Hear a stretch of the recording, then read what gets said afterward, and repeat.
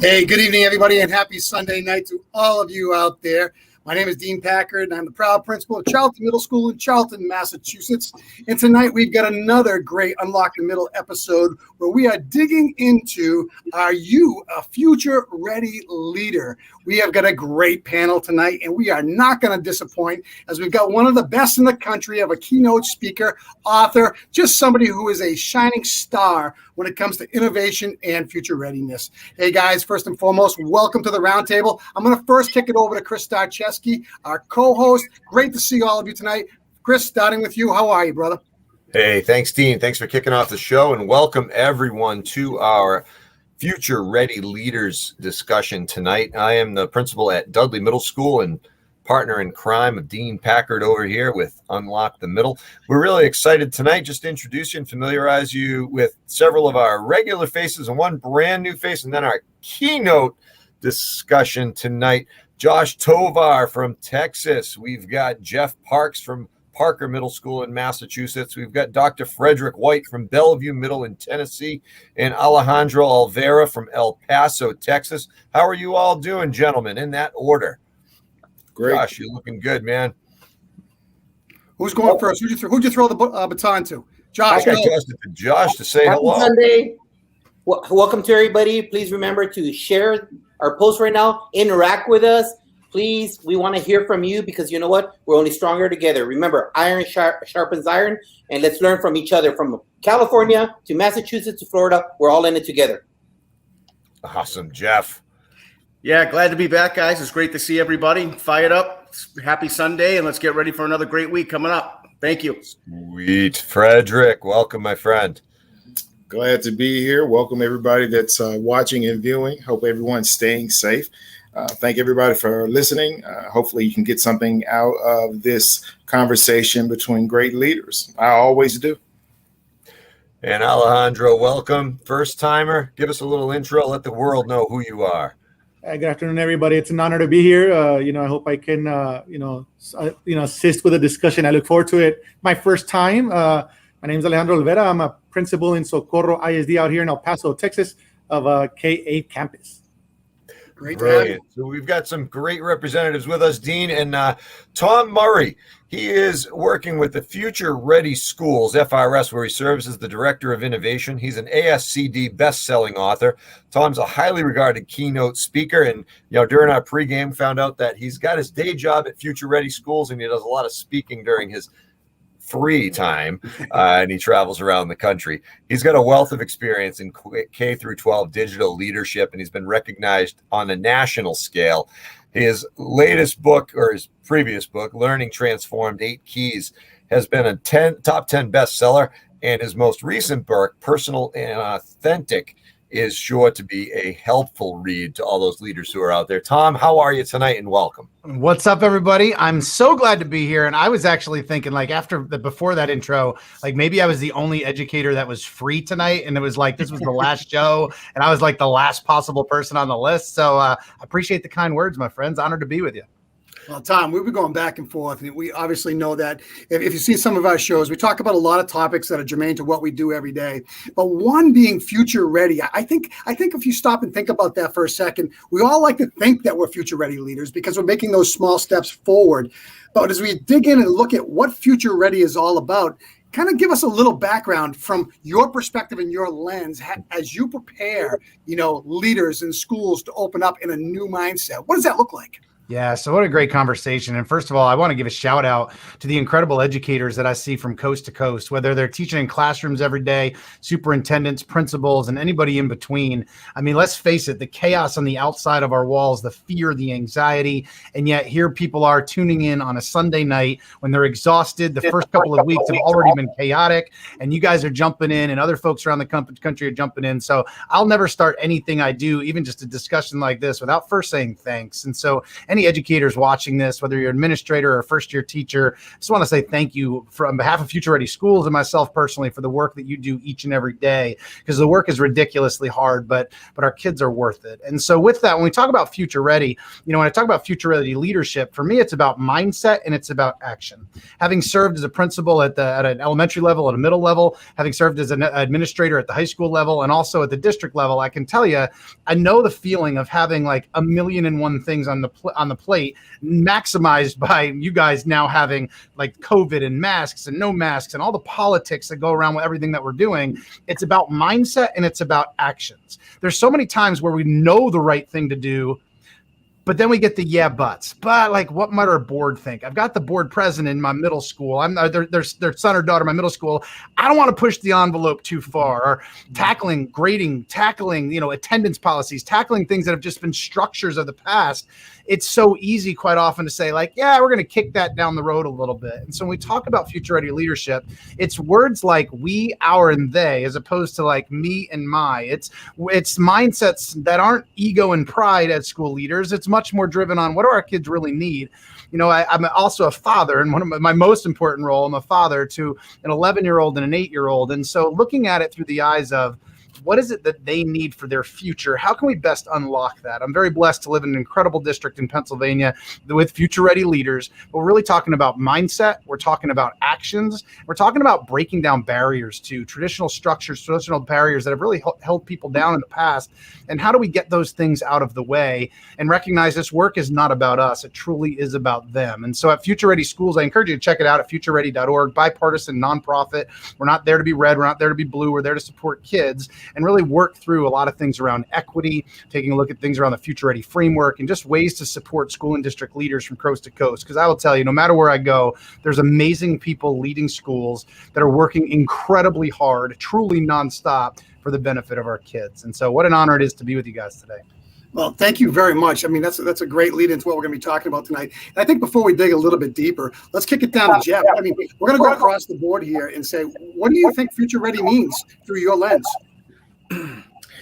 So a lot of what Tom was talking about, but the things that resonate with me is courage, right? Courage to break the mold, to change the same old, and kind of the way that we've always done business. So I think we've all heard the phrase, the most dangerous thing you can say is we've always done it this way, right?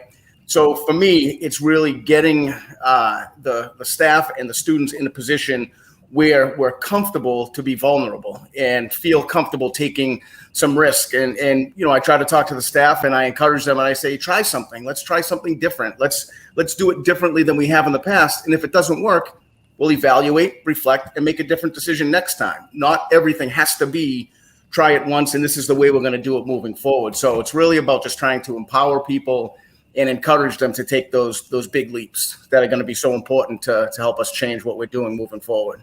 Good stuff. Dr. White. Well, I think when we talk about the future leader, if we're talking about our kids, if we're talking about the staff, starting with that end in mind, I tell teachers all the time when we're talking about our kids, let's picture the kid that we want at the end of their time with us. Now, what do we need to put in place to reach that goal? I tell principals when I coach principals the same thing. If you want to build a staff, a school, an environment, picture that. Picture that perfect environment that you want, those perfect teachers.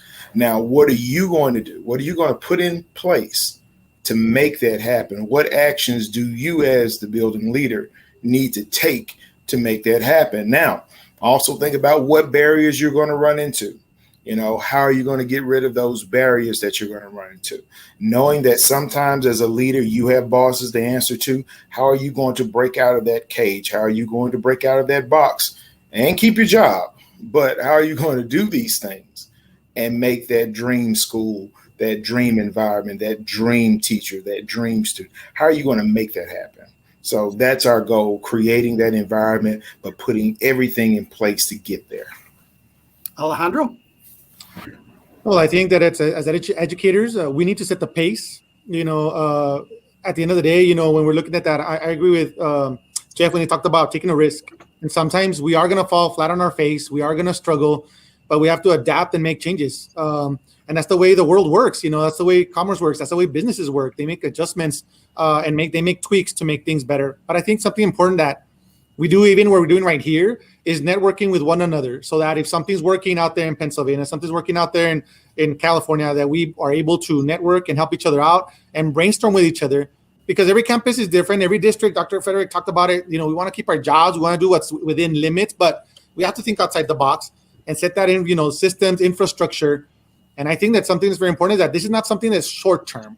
It's a long-term goal. And, sometimes we get narrowed with one thing, or, the hype, or these are the words of the now, and everybody's in that craze, but it's a long-term goal. And we have to start setting that in place, so that whether I'm here on my campus or somebody comes after me, that continues for our kids, that we have that for the high schools, that we have that so that they're successful at the college level, as we look at this as educators and administrators.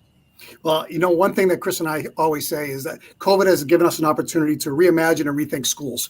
And anybody who isn't thinking that way, that's in leadership or in a classroom, you got to really kind of check where you're at, because right now we have so many new tools and so many new ways to build that positive culture within our classrooms and our buildings. And one of the best in the country, I'm going to go to next, Principal Tovar.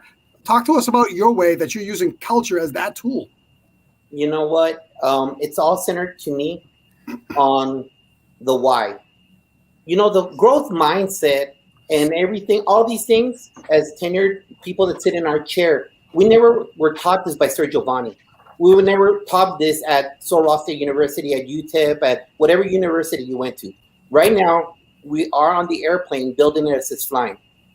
So the most important thing is to hunker down on what our why is, making sure that we remember that kid. Not just the AP kid or the kid with a 77 or the kid with a 42. It's all the kids. And sustaining that purpose that we have and doing everything. Right now, the growth mindset, risk takers, that's all what we're about right now, just like Dean and Chris said. It's about having this opportunity with Rona to make sure that we break down the stereotypical square box that we have in education. And that's a great plus. And as leaders, we need to build upon that, because our kids deserve it. Prior to the Rona, there was a YouTube video that was called Shift Happens. And I show it a lot to people. And it has stats that will blow your mind. Well, those stats are now even irrelevant because of the change due to Rona. So I suggest everyone to go onto YouTube and see the Shift Happens video, because right now what we need is to maintain our why. Our why, and that's what the thing is. We get our keys, we put it into the ignition, and we go to work. It's all the kids, not the ones for MIT, not the ones for community college, but all the trade, all our kids. And it starts from pre-K all the way to their senior year, and always working together and not being ashamed or being afraid to surround yourself with people that are way smarter than us. That's what we need to do. People that are way smarter than us, because right now we need every single last dendrite, every single last brain cell to help us push our kids ahead, because they're the future of our country. I'm glad you said that, because you know what? Teaching kids about the why is one of the most important things you can do as an instructional leader, because once they understand the reason why they're in school and the fuel that drives them, their effort and their attitude each and every day will help define who they're going to become as a as a learner. Because you think about it, this is a journey. We all have to be there for every student, every day, every second. And if we do that, your school is going to be that future ready school. There's no doubt. Chris, kick it over to you. Yeah, the only thought I could possibly add, I agree with everything across the board. A couple of years ago, I read a book, One Mission, How Leaders Build a Team of Teams. It's a military book, and it talked about the transformation of military strategy and communication structures, really in the Middle East and Asian, Euro-Asian areas of the world. And it talked about how the mission needed to shift and shape a bit. And the antiquated strategists that were leading the charge needed to make some adjustments. All right. Old school strategy, right? Guess what? We got new methodologies, and in some ways, and to use military terms, there was a new enemy, and the enemy wasn't operating as they had previously operated. So they needed to really shift and change to the current and predict where things could go down the line. And there were some elements in the book that really talked about communication structures and how you could really, instead of creating a hierarchy, pyramid approach to leadership, it really talked about the idea of a spiral staircase where there's a central core communication going right down the middle with rungs coming out like that spiral staircase. That message down the middle is that central core value, that core purpose, and everybody is contributing. But as a leader, we have to ensure that everybody is continually connected to that spiral spike in the middle to ensure that we're all working together. So, in a middle school, that's something that I am trying to wrap my head around in terms of making sure that everyone's clear where we're going, what our kids need, but also how we're contributing to that mission, whatever level we're contributing. It doesn't mean that we have to be completely innovative and completely authentic in action, but we have to be connected to that central core, and that's preparing kids for their future, not our past. Well, we toss that term future ready around a lot. And again, when you start defining that meaning, it will look differently to everybody from their own seat. So, Tom, I'm going to kick it back to you. And let's talk a little bit about equity within the terms of being future ready. We all know that all kids need equal access to learning experiences. That's a given. So where would you go with this in regards to pointing us in a direction to have a better understanding? So when we think about equity, we talk about it really in two ways. We talk about it in access and we talk about it in opportunity. There's so many facets that we can go, and even in just 45 minutes, we cannot do equity justice. That's for sure. I was standing in Wyoming the day before the pandemic hit, that Friday the 13th, and I remember I was working with a staff and having lunch with the superintendent.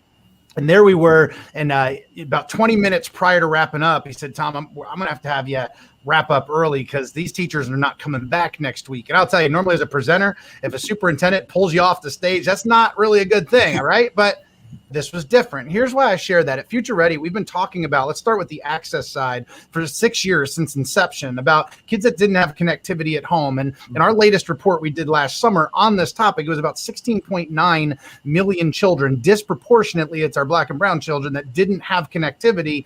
All of a sudden on that next week, all of a sudden it became front and center. What do I do for my kids that aren't connected? So here's my pushback and my thoughts. Why didn't we care as much about that on the Tuesday before that week?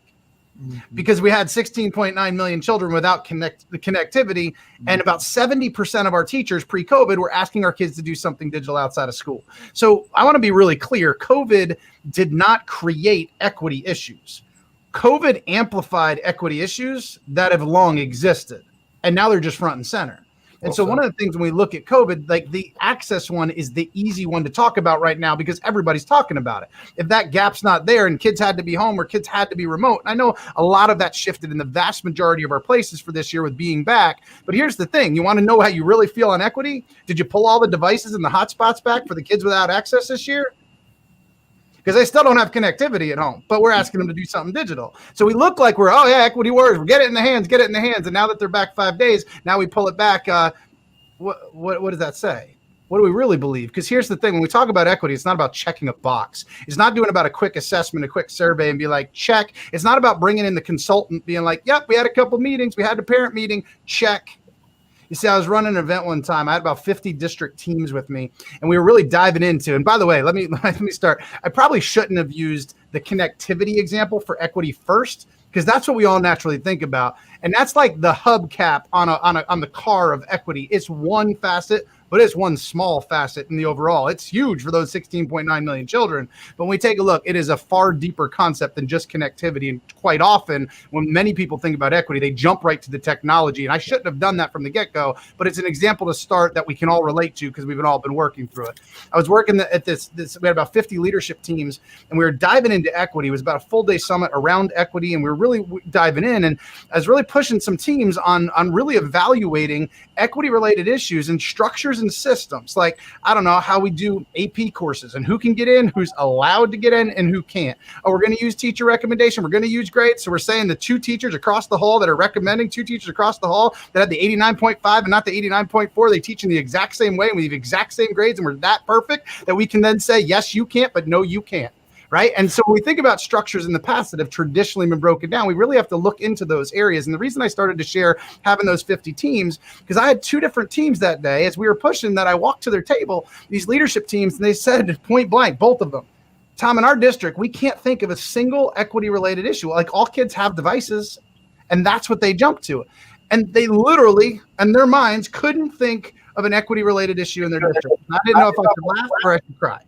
And when I took a look, as we started to dive deeper into it, they needed to understand it goes far beyond the technology, far beyond the connectivity. We have to look at things like our hiring practices. We have to look at things like our curriculum and deep diving into that. We have to look at like our leadership teams and our student demographics. Do they match? Why or why not? We have to look at the way HR operates inside our hiring practices. And it's easy to say, well, we didn't get any applicants of such and such descent, but did you actively recruit? Because there's very differences there. I can do a passive, oh yeah, sorry, we didn't have, or I can be active if we really, really mean it. And so there's so many facets when we take a look at our learning spaces. Who's glorified on our walls? Who's not? Who's missing? Whose voices count? Whose voices have been silenced? And we really have to dive into so many different pieces to that to truly talk about equity. The opportunity side, take the highest level course at any of your high schools and walk in.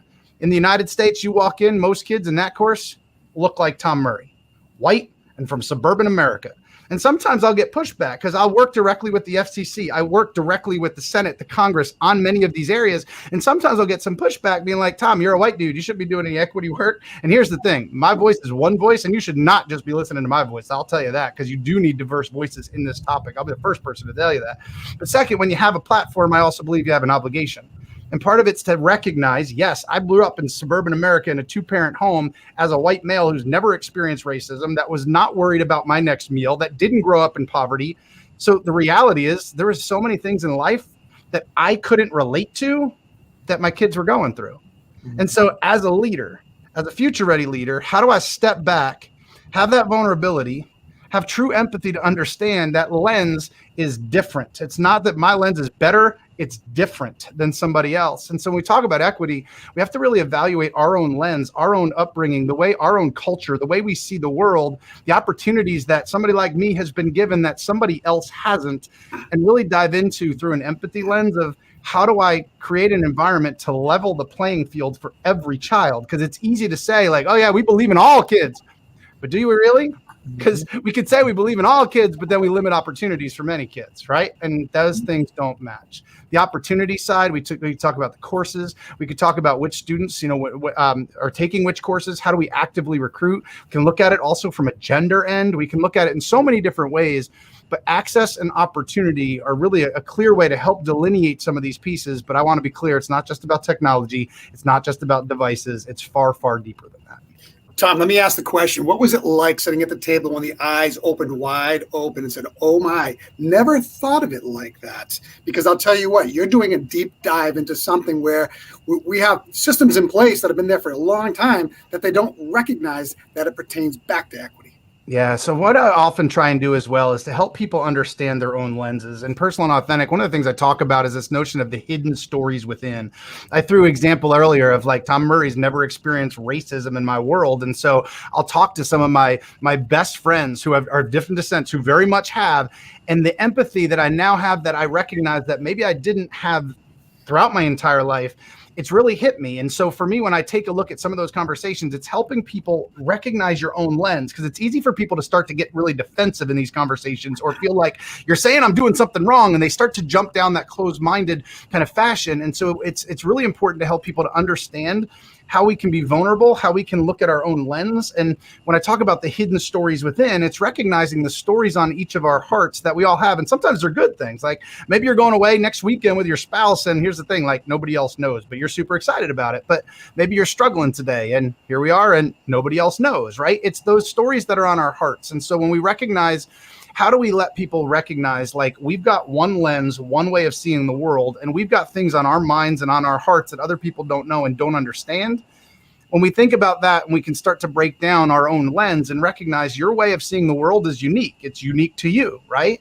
And it's not any better. It's just different than the person sitting next to you, the person that's across the hall. And so for me, that's a starting place of recognizing our own lens, our own experience, to then be able to step back and recognize, well, those students coming into your school, where are their differences? Maybe they're differences in language. Maybe it's differences in gender, whatever it might be, to then recognize how do we look at it in a way to say, in my own world, The way I see the world is going to be fundamentally different than many of the kids that I serve, many of the colleagues that teach across the hall.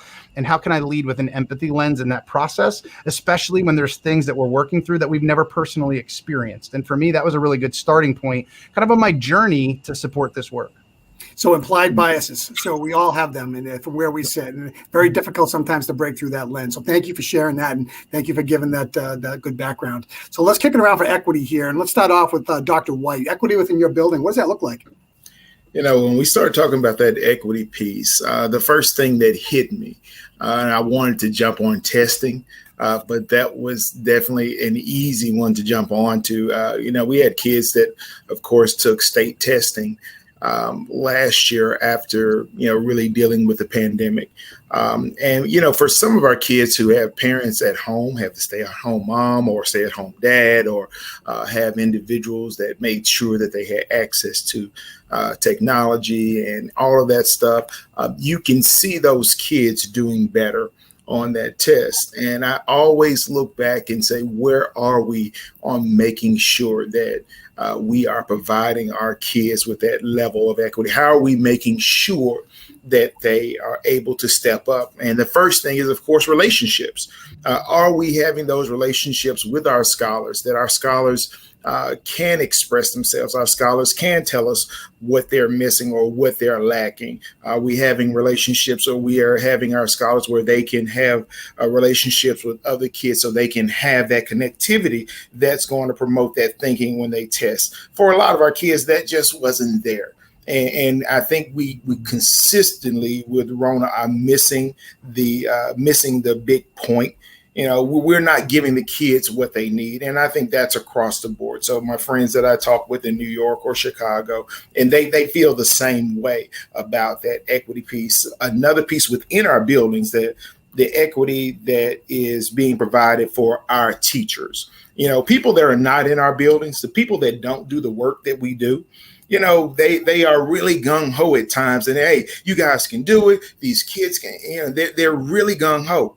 But when you come in the building and you have to deal with that amount of stress that teachers deal with, that amount of stress that building leaders have to deal with, you see through a different lens then. So there is an inequity that is occurring for individuals that are not doing the work that we're doing. So as building leaders, I push myself all the time. How can I make sure that my teachers are on even footing with everybody? I give them, they tell me if they need any type of resource, I'm going to find it. If they need something to get their spirits up, I'm going to find it. I'm coming out of my pocket with it. I'm trying to find Title I funds if I can with it. I think it's our job not only to make sure that we have stepping stools to equal the playing field for our teachers and our scholars. Sometimes we are doing that for our parents also. We have those places where our parents can come in our buildings and try to go online and find jobs, or they need somebody to talk to because they don't have anybody to talk to out in the real world. So we're trying to provide equity as leaders for every one of our stakeholders. And I think that's a trying job. But I know Dean and Chris, we've been on the verge of talking about testing for a long time. And I know once we get into the equity part of testing, we would have maybe a 2-hour podcast here. So be an avalanche. Yeah, right. So just making sure as a building leader, you provide those step stools for your teachers, your kids, your parents, everybody, so that equity is visible in your building. That's where I am. Dr. White, I'm glad you said that. And there's one caveat that I want to add to what you said. It's the stresses that kids carry with them into school that prohibit them to be able to learn at their highest level. And those are the intangibles that you have to be ready to understand them. If you can't, kids aren't going to learn at their highest level. So thank you so much for saying that. Alejandro, equity in your building. I agree with everybody. I think it's an area that I think we sometimes ignore. I'll be honest with you. I think sometimes we kind of we think or assume that it's there and that everybody has a clear understanding and that we're working towards that same purpose, and we don't bring it out, and we don't discuss it.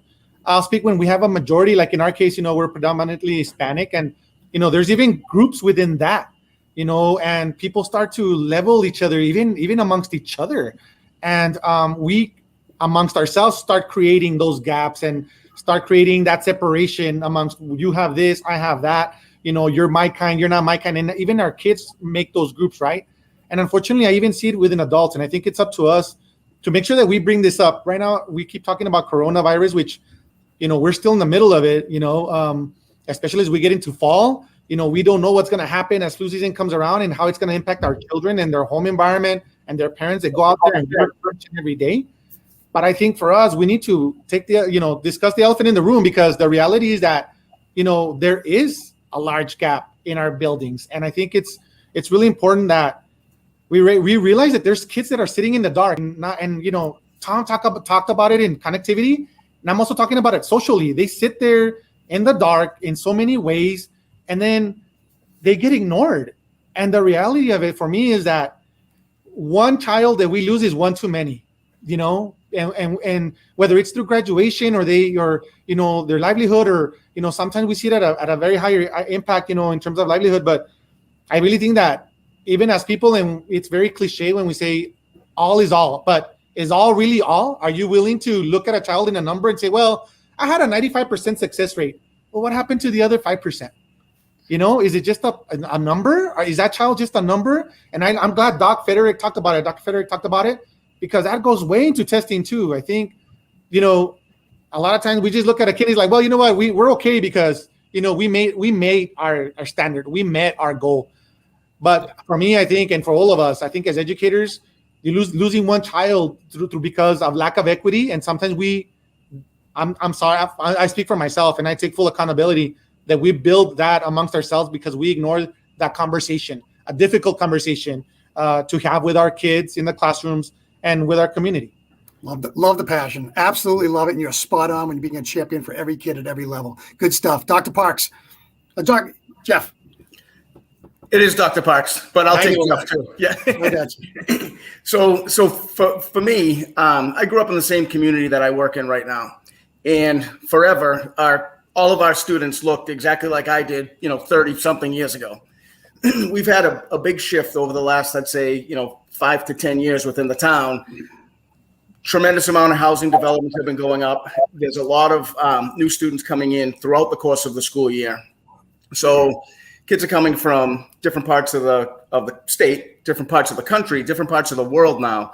And this has been a big shift for all of our staff. We went from, when I first started at my school, about 16 years ago, when I first started at Parker, having 2 ELL teachers in the district, right, for about 5,000 kids.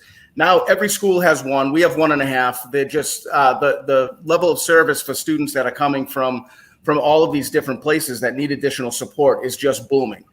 So from an equity standpoint, what that means for me and for our staff is that we need to continue to work to make sure that we are providing the same support, the same opportunity for the students who showed up last week from Pakistan, as we have been giving to the students who grew up across the street and their mom or dad works in the district, right? So from an equity standpoint, and this is a big mind shift and it's a lot of work, but it's something that we're all kind of learning and working through together to make sure that all kids that come in are not those new kids from the new neighborhood. They're Parker kids and they're part of our team now.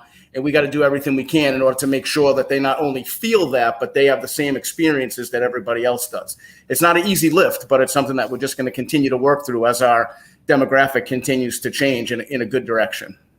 One of the things I hate to see is that financing puts a block on abilities for experiences for kids. So, for example, like if you're in our building and we have one foreign language teacher for 652 kids, you want to talk about equity. Why is it that only a certain number of kids can have access to a foreign language? Well, we don't have the funding to have the extra teachers there. That's another lens through equity that we just don't ever stop and think about. So those experiences, whether it's pre-algebra and algebra, you know what? Okay, so a 93.7 is the cutoff. You can't have that because you didn't have that average. That's wrong. Every child should have the experience to be able to have at least an opportunity to be able to access that type of learning. Josh, kick it over to you. I'd just like to mention that not being born in this country, being an immigrant to this country, obviously I look at education through a different lens. A lot of what Alejandro said is true, that even within our group, Hispanics, There's a schism between second generation and immigrants, and there is an awkward conversation that goes there. But it comes down to one thing. It comes down to belief.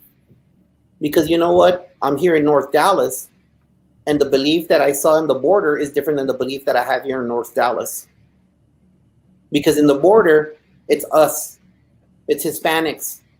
It's people from Mexico, from Chihuahua, from the south of Mexico coming in. And we know that we have to educate all. All means all. There is no this percentage and this percentage. So people that come from that background, people that were born in, as I said before, there's a difference between United States poor and Mexico poor. Yeah. And when you bring that to the table in an education aspect, people don't want to hear that. They want to hear, why don't you know A squared plus B squared equals C squared? So that's why I go into the whole concept of belief. And it's not getting easier. As Jeff said, we're getting Pakistanis, Afghanis, El Salvador. The school that I'm at is from all over the world. I've got kids from Africa. I've got kids from Vietnam. I've got kids walking from El Salvador. For sure, we're going to be having Haitians now. We have everything coming in. And then it's about the mindset that I said earlier with the very first topic. Are we in education for the appropriate why? Because you know what? That kid that just walked from El Salvador, that's the future governor of the state of Texas. That kid from Vietnam, that's the future president of MIT. And how are we meeting their needs? We have to meet them where they're at. And it all goes back to always, kids don't care how much you know until they know how much you care. And once they feel it, they're willing to walk on fire for you. So what are we doing in education right now in the middle of a turmoil? In the middle of all this, it doesn't matter. Because if we don't connect with the kids, we cannot make them believe that they can be the president of MIT. We can help them believe that they're going to be the governor of Texas because they are the future. We are the present. Everybody here on this call, those kids coming in, they're the future of this country. So we need to remember that and we need to prepare them. Not the things that I heard negative, punished for speaking Spanish when I came to this country. And a lot of those people might still be around. So it's what is the why? Tom, we're going to kick it back over to you. Personal and authentic learning. And I'll tell you what, Josh, you always inspire me. I love what you're saying because you hit the actual apex of why we do what we do. And you articulate it so well. So, Tom, kicking it back over to you. Personal and authentic learning. Talk about that for a minute and we'll go from there. So, Dean, I'd actually love to follow up, Josh. That was brilliantly said. And earlier, he was talking about having, people surrounded that are much smarter than you. And I've realized in the last number of minutes here that I'm sitting with 6 people that are a heck of a lot smarter than I am. So I'll be the first to say that here. But let me give everybody a gut check if you're watching this. I would challenge you to pick up your phone, open your text messages, and look at the last 10 text messages. Who are they to? You see, is your circle of influence diverse? Because if it's not, that's a pretty good gut check. And I'm going to give my really good friend Dwight Carter. We talk a lot about race, and Dwight's a black male. I'm a white male, if you haven't noticed. We talk a lot about race. We talk a lot about these topics. And again, equity is not just about race, but race, let's be clear, comes through loud and clear quite often when we talk about equity-related issues. And 2 questions that he said to really process on that he often asks are, and just to throw to our viewers here, number 1, when's the last time that you in your home had somebody of a different race over for dinner, over something social? When was the last time? That's just something to process. Number 2, if you have your own child, I have my daughter and my son. If they came home dating somebody of a different race, how would you feel about that? Honestly, because that'll give you a really good gut check. I just gave you 3 things that could be also a kick in the gut for some people. And so they're not just the 3 main factors, but there's 3 real quick checks that'll check our gut on how we really feel. Because to be completely honest, it's real easy to say the right thing. But where's your heart really? And so those are just a couple quick examples. So I want to just throw that in there. Let's talk about personal and authentic. I appreciate the shout. It's my last baby in that. When we talk about personal and authentic learning experiences, again, I see it through the eyes of my daughter, who loves things like technology and computer science. But walk into the average computer science in the country, there's not a lot of females in there. It's one example from a gender end, going back to equity related to computer science. I want my little girl, if that's what she wants to do in life, to be totally comfortable doing that. So How do we actively recruit our females? Going back to merge the two conversations. We talk about personal and authentic. I created a personal and authentic framework that really brought in, I interviewed so many principals, so many teachers, asking them, how do you make learning personal and authentic? I referred to it that for so long. And then I started to process, like, what does that look like for you in a kindergarten classroom or a physics classroom or a middle school English classroom? And really brought through a number of things that continue to come out. Things like social emotional learning. Obviously, again, it's been front and center in the pandemic. And let's face it, the best districts, the best schools have always prioritized people before stuff.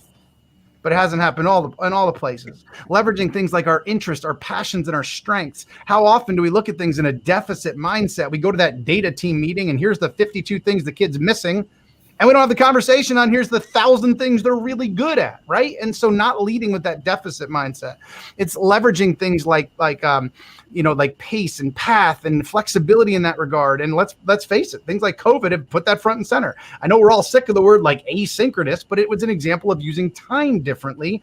And here's the thing, we often look, and I've heard so many people focus on when it was remote learning and there were so many negative aspects. Well, let me tell you, how many different ways have kids grown in the pandemic that they may not have if they didn't have that experience? I know my daughter grew very much on an independent end because she had to log in. She had to go in here. She had to use these tools. And there were so many benefits to that. Now, nobody would ever choose what we went through.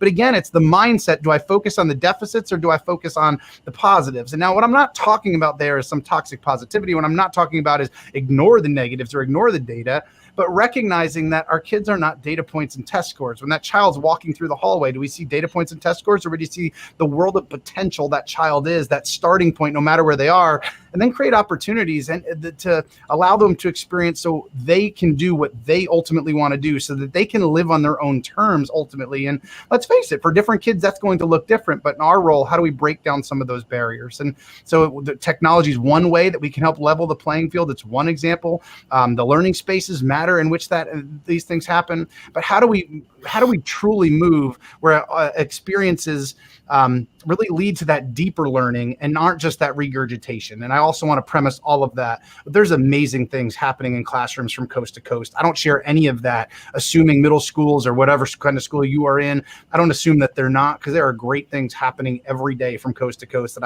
I would deem certainly personal and authentic in nature. You know, if you look at, thank you so much, Tom. If you look at the 10 lowest performing kids in your entire school, and I say to you, how do you assure that those kids are getting the exact same opportunities and experiences than every other child? And we went around this room. I'd love to hear how you guys viewed that, because I could tell you, and not by any other means, except those are the kids that I'm laser focused to as soon as they get off the bus in the morning, to ensure that they are balanced. If they are balanced, they have a chance to learn. Now, if I go, let's kick it over to Josh to start this. We'll do a quick 1 minute and 30 seconds with this one, Josh. What do you do for those kids that you know that just need a little more love? You gotta be on them in a loving way, both at that moment, I still do the quick, hey, what's up, knuckle, whatever you want to feel. You need to make that connection, because the reason that they are that way, the reason they have the hoodie, the reason they have the buds, the way they have the head down, it's because no one has connected with them for years in public education. They tuned us out. They're not buying what we're selling. So it's about making those. You need to insert the credit on the credit card, the person's credit card, always by making connections daily. Then they'll believe. You can't fake the funk with those kids. Not at all. As Principal Cafela says, they need to believe that you're there for them. And always doing little things to go that extra mile, promote the culture that it's not just them, but everybody, that when they go to our home, our school, it's a lineless blanket for them. They're going to be safe, and they could take those risks. Alejandro. I think Tovar speaks truth, and I think I love this panel because you all speak truth. We're talking, having difficult discussions, but I think with those kids, we got to meet them where they're at. We got to get to know our kids and see what their needs are, because sometimes, their basic needs are not even being met, and we expect them to come and perform in the classroom and to do well. And, it's up to us to get to know them. And Josh talked about it perfectly. It's about investing in our kids, getting to know them, so that we can support them in and out of the classroom, because, they'll forget, the algebraic equation you taught them. They'll forget a lot of their test scores, but let's be honest, they won't forget how we treated them, and they won't forget about us. Whether it was a bad experience, that'll never go away, and if we can take one bad experience and give them the opportunity, and if we're that person, that encourage them to come every day, so be it. So that little by little, you might not see the gains right now. As long as they don't have zero regression, you know what? You might see the payoff later. And I think it goes back to us investing in human capital in our kids, and just having that human element as leaders and as teachers in the classroom. Being a champion. Dr. Parks. I echo a lot of what, of course, what Josh and what Alejandro have said. For me, it's student choice and student voice. So giving all students the opportunity to have some say in the direction that we're moving. And for me, I'm on my spot in the morning when the buses are unloading, and you got to be just as excited to see, the ones that make it easy, the comedians, the one you've known forever and you grew up with dad and mom or whatever. You got to be just as excited to see that student as you do the one who doesn't want to make eye contact with you, but you keep trying and show them that you care enough, you'll wear them down. They always come around. And like you said, Dean, in the beginning, those kids that need just a little bit more love. And that's what we got to keep doing. Just make sure you're, 100 miles an hour with all of them all the time. And you got to listen when they're ready to talk. Love it. Dr. White. Two things. First, help them develop their why. Help the kids to know what they want to do, what they want to be, and help them put those things in place to get there. Some of our kids come without that drive and desire. They don't know what their future is going to look like. They don't have those positive images in their life to help them to form that future. So be that guiding point for them, help them to develop their why, and then help them to get there. And the next thing, as a leader, don't be above doing anything. My kids are always laughing because I'm that guy who's out there picking up trash. I'm the guy who's playing crossing guard duty. I'm the guy that's in the back lot doing traffic duty when the kids are being dropped off. So they know that I'm not too good to do anything, and therefore they know that I'm approachable, and my kids can have a conversation with me. They can stop me. Hey, Dr. White, can I talk to you for a minute? I have a problem with this guy or whatever. And they're not scared to say, hey, this is what's going on with me. Can you help me? Because they know that my job is to handle problems that they can't. And that's what I tell them. I'm here. I get paid a lot of money, not, in their mindsets, a lot of money to handle problems so that you don't have to. So have that relationship, have them develop their why, help them to get to their why. You talked about developing the why. And one of the things that I do, and I know Chris subscribes to the same philosophy, is I have my students create term goals. And their goals are very simply put: academic, social, and emotional. Because I tell them in a weekly email that goes out with a video, you know what, if you don't define your target goals, you're going to go through middle school aimlessly. So simple, succinct goals that help you get to your level of success is really, really important. And it's a very easy task to do with a form. You throw it out there and you'll be amazed what your kids will come back telling you what they want to accomplish. Then it's our job to wrap a blanket around them and ensure they get there. So Chris, kick it over to you. Yeah, three things. First, Tom, the idea of the pandemic leading to learning loss, it actually led to a lot more opportunity. I subscribe to that thought, and I've been looked at like I've got three heads sometimes when I go down, and you articulated my thinking perfectly. Thank you for validating that I'm not absolutely nuts. Second, I think, personal authentic really relies on that, like everybody said, the relationship piece and honoring individuals for who they are as they come through the doors. Everybody's got a backpack on, and I'm not talking the book bag. I'm talking the invisible backpack with their experiences, their demographic background, their family problems, their family successes, their family history, the struggle with bullying from the third grade playground. All of that comes into the building every single day, and it's honoring kids for who they are, and what they want to become. It's not necessarily only about success with grades. I've got a strong belief about grades, and that could be another 2-hour show sometime.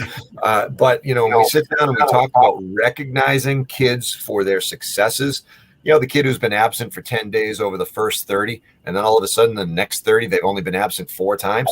They should be recognized for that, improving that attendance, acknowledging that they're starting to step up. They're starting to become more involved and engaged. The grades, those will come. But you know what? Maybe grades aren't this kid's talent. Maybe this kid's amazing coaching other kids with other skills. Maybe this person is the cross-country captain because he's an amazing runner, but the grade is going to prevent him from influencing others to be successful. We got to rethink, we got to honor where kids are at, what they can become, and not stick to antiquated ways of what success is. And we've got to honor those individual perspectives. And the final piece that I've got here, and it relates to what was said a little while ago, and Josh used credit card, I use currency. Identify those kids who might appear as disengaged. What is their currency? What is going to get them to give us eye contact? Maybe that was Frederick with the credit card. I'm sorry. Maybe we've got to identify what they feel is important, so that way we can adjust to them and make them feel more included, getting to this equity piece. They don't need to conform to us. We need to conform to them. Circling back and meeting every kid where they're at. What a concept that is. Boy, schools would be outstanding if we all did that. Hey, Tom, I'm going to kick it back to you again. And before we close out tonight, because we're coming up on the 50-minute mark, we could probably talk forever, but where can people find your book, and how can people get you to come out and speak to their school or their district? Awesome. So I'd like 30 seconds to also respond to that question, if I could, real quick. I believe one of the things I wrote in Personal and Authentic is that a child's story defines the context in which his or her learning occurs. And I think that helps summarize some of the pieces that we just heard, in that my response would be get to know the student, number one, and build trust. Get to know their story, get to understand why they see the world the way that they do. So personally, we can connect on thomascmurray.com. It links off to Facebook, to Instagram, to Twitter, all the different areas that are there. Would love to connect. I'll also give you all 100+ resources totally free, and you don't need the book. If you go to thomascmurray.com/authentic.edu, it's the book's hashtag, thomascmurray.com/authentic.edu. There's over 100 videos, articles, resources, all totally free. You don't need the book, around topics like culture, equity, and those kinds of things that we've been talking about. Use it for your faculty meetings, your in-service days, your discussion starters, all totally free. I continue to add to it on a weekly basis. I'd love for you to check them out, just to be able to support each other. We're in this work together, and I got your back. And so that's why I wanted to share those pieces. If you want to connect, reach out on the website. Would love to do so. Love supporting schools around the country. Awesome, Tom. Yeah, thanks so much. And we will go ahead and link those resources up on our Unlock the Middle website, as well as we'll get that out on Twitter and on Facebook as well. Everybody out there in Unlock the Middle land, first I want to say thank you to Tom Murray for coming in tonight and sharing and open up a great door to conversation. Josh, Jeff, Frederick, welcome Alejandro, and thank you for joining us. Dean, as always, hey, next Sunday night, we are diving deeper into equity with Dawn Harris. You're not going to want to miss this one. We spent about 20 minutes on equity tonight. The entire show next week is on equity. Thanks, everybody out there. Have a great week ahead. You know what it is to be great, and you know how to do it. Just make it happen. Everybody stay put.